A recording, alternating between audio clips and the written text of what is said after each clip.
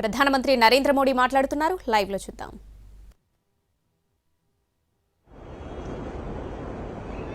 पचहत्तर साल की यात्रा 75वें साल में उसका प्रवेश ये अपने आप में लोकतंत्र के लिए एक बहुत ही उज्जवल अवसर है और कल संविधान सदन में सब मिलकर के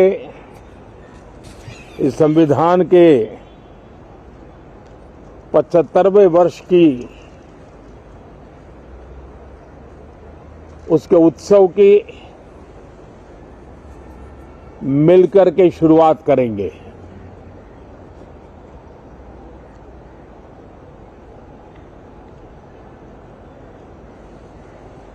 संविधान निर्माताओं ने संविधान निर्माण करते समय एक एक बिंदु पर बहुत विस्तार से बहस की है और तब जाकर के ऐसा उत्तम दस्तावेज हमें प्राप्त हुआ है। और उसकी एक महत्वपूर्ण इकाई है हमारी संसद। हमारे सांसद भी और हमारी संसद भी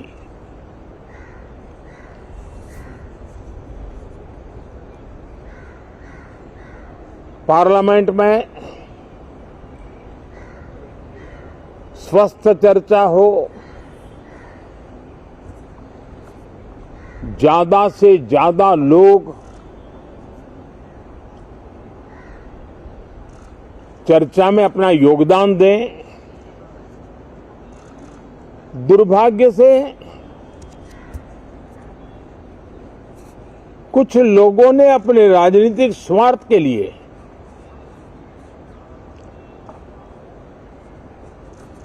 जिनको जनता ने अस्वीकार किया है, वे संसद को भी मुट्ठी भर लोगों के हुड़दंगबाजी से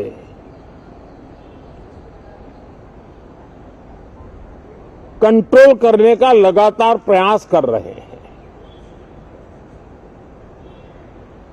उनका अपना मकसद तो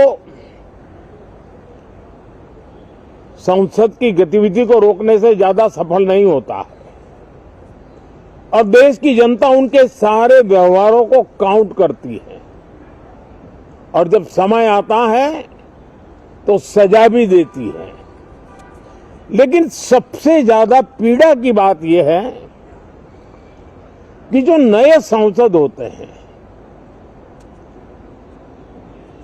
नए विचार नई ऊर्जा लेकर के आते हैं और ये किसी एक दल में नहीं, सभी दल में आते हैं। उनके अधिकारों को कुछ लोग दबोच देते हैं।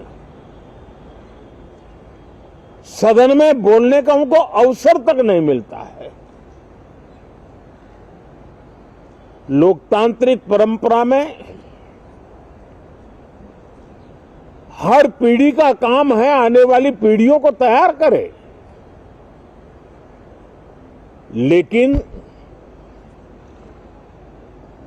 80-80, 90-90 बार जनता ने जिनको लगातार नकार दिया है, वे न संसद में चर्चा होने देते हैं, न लोकतंत्र की भावना का सम्मान करते हैं, न ही वह लोगों की आकांक्षाओं का कोई महत्व समझते हैं, उनका उसके प्रति कोई दायित्व है वो कोई समझ पाते हैं।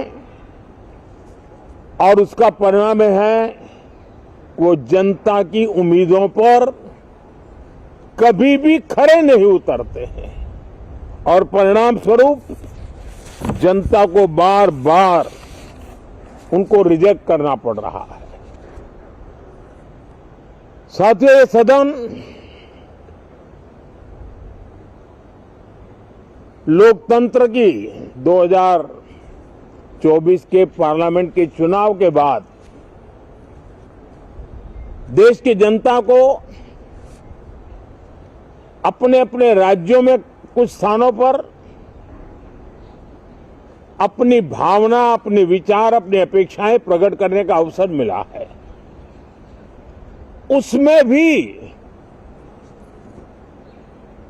2024 के लोकसभा के चुनाव के नतीजों को और अधिक ताकत दी गई है राज्यों के द्वारा, और अधिक बल प्रदान किया गया है, और अधिक समर्थन का व्याप बढ़ा है। और लोकतंत्र की यह शर्त है कि हम जनता जनार्दन की भावनाओं का आदर करें, उनकी आशा अपेक्षाओं पर खरा उतरने के लिए दिन रात मेहनत करें। मैं बार बार खास करके विपक्ष के साथियों से आग्रह करता रहा हूं, और कुछ विपक्ष बहुत जिम्मेदारी से व्यवहार करते भी हैं। उनकी भी इच्छा रहती है कि सदन में सुचारू रूप से काम हो, लेकिन लगातार जिनको जनता ने नकार दिया है, वे अपने साथियों की बात को भी दबोच देते थे, उनकी भावनाओं का भी अनादर करते हैं, लोकतंत्र की भावनाओं का अनादर करते हैं। मैं आशा करता हूं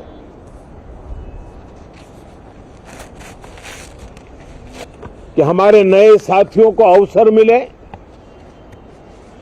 सभी दल में नए साथी हैं, उनके पास नए विचार है, भारत को आगे ले जाने के लिए नई नई कल्पनाएं हैं। और आज विश्व भारत की तरफ बहुत आशा भरी नजर से देख रहा है। तब हम संसद का समय का उपयोग वैश्विक स्तर पर भी भारत के आज जो सम्मान बढ़ा है, भारत का प्रति जो आकर्षण बढ़ा है, उसको बल प्रदान करने वाला हमारा व्यवहार रहना चाहिए। विश्व के अंदर भारत को ऐसे अवसर बहुत कम मिलते हैं जो आज मिला है, और भारत की संसद से वो संदेश भी जाना चाहिए कि भारत के मतदाता, उनका लोकतंत्र के प्रति समर्पण,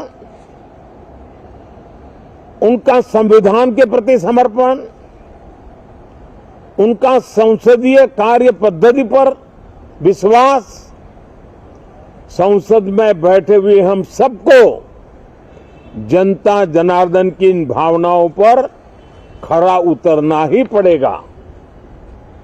और समय की मांग है, हम अब तक जितना समय गंवा चुके हैं उसका थोड़ा पश्चाताप करें, और उसका परिमार्जन करने का उपाय यही है कि हम बहुत ही तंदुरुस्त तरीके से हर विषय के अनेक पहलुओं को संसद भवन में हम उजागर करें। आने वाली पीढ़ियां भी पढ़ेगी उसको, उसमें से प्रेरणा लेगी।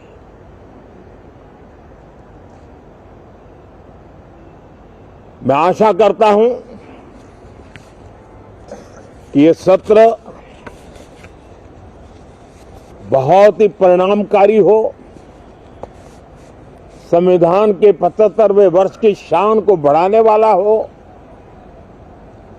भारत की वैश्विक गरिमा को बल देने वाला हो, नए सांसदों को अवसर देने वाला हो, नए विचारों का स्वागत करने वाला हो।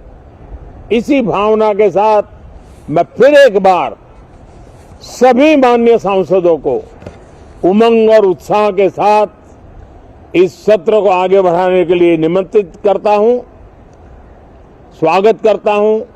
आप सब साथियों का भी बहुत बहुत धन्यवाद। नमस्कार।